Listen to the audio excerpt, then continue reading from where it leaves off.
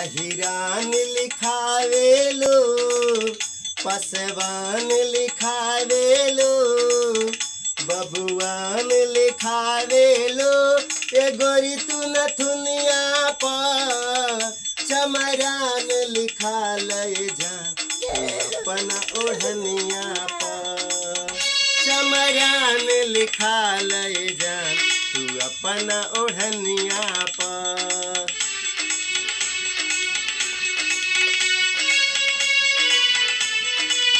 कबो डरल न डरे प्यारे तोहरे से करी लइका हवे चमर के केहू के बाप से न डरी रंग दरिए में नम चले लाहो सब डरे नहीं बोले लाहो प्यारे हमसे जदि करबो केहू से नहीं डरबो